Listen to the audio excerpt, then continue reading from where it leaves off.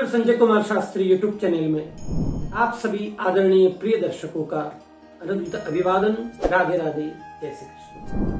बंधु, आइए सितारों की दुनिया में फिर से आपका मंगलमय स्वागत करते हैं। आज का हमारा विषय है संतान उत्पत्ति के विषय में किन किन बातों का हमें ध्यान रखना चाहिए, इन सावधानियों का पालन करना चाहिए जिससे हमें श्रेष्ठ, योग्य और विद्वान संतान की प्राप्ति हो सके। तो जान लेते हैं वह सावधानी क्या है। पहली बात, समय का दोष, कालगत दोष। समय का ध्यान अवश्य रखना चाहिए। प्रातःकालीन संध्या अर्थात ब्रह्म मुहूर्त, मध्याह्न वेला एवं सायंकालीन संध्या में संतान उत्पत्ति के विषय में कोई विचार नहीं करना चाहिए।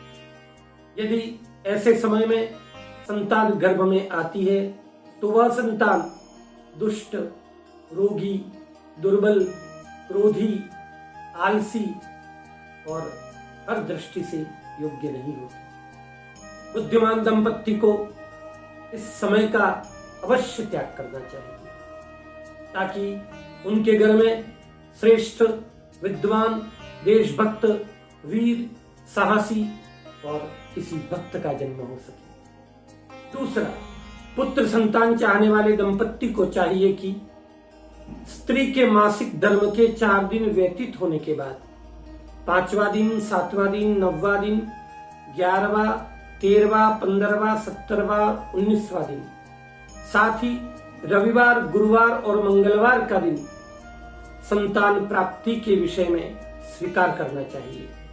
वहीं पर कन्या चाहने वाले दंपत्ति को चाहिए कि स्त्री के मासिक धर्म के 4 दिन व्यतीत होने के बाद 6वां दिन, 8वां, 10वां, 12वां, 14वां, 16वां, 18वां, 20वां दिन तथा साथ ही सोमवार, बुधवार और शुक्रवार का दिन स्वीकार करना चाहिए। तीसरी और विशेष बात, जिन लोगों का विवाह हो चुका है, विवाह के बाद भी उनको समय बीत गया है और संतान प्राप्ति नहीं हो पा रही है, वे लोग विद्वान ज्योतिषी के पास जाएं और अपनी कुंडली दिखाएं। ज्योतिषी जिस तरह के परामर्श दें, जो उपाय सुझाएं, वो उपाय करें। जो समय निर्धारित बताएं, उसी समय में संतान उत्पत्ति के संदर्भ में विचार करें।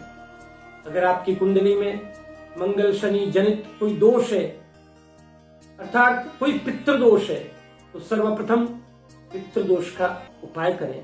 उस उपाय में आप त्रिपिंडी करवा सकते हैं, नारायण बलि का पूजन करा सकते हैं, भागवत सप्ताह का वाचन किसी योग्य वक्ता से करा सकते हैं। अगर कुंडली में बुध, गुरु ग्रह का दोष आता है तो भगवान महादेव का अनुष्ठान लघुरुद्र, महारुद्र, संतान गोपाल के मंत्र से इस तरह का कोई अनुष्ठान किया जाए तो निश्चित रूप से सफलता मिलती है। और अगर कुंडली में सूर्यदेव, चंद्रदेव या अन्य ग्रहों का कोई दोष आ रहा है तो देवी अनुष्ठान से लाभ होता है।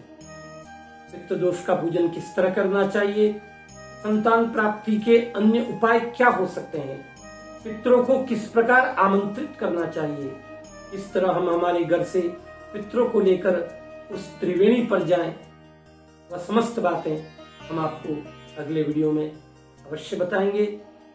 आप विद्वान, योग्य ज्योतिषी और ब्राह्मण देवताओं से परामर्श करके ही अपने वंश वृद्धि के विषय में विचार करें, ऐसी आपसे प्रार्थना है। क्योंकि संतान उत्पन्न हो जाना और संतान उत्पन्न करना, इन दोनों बातों में बड़ा ही फर्क है।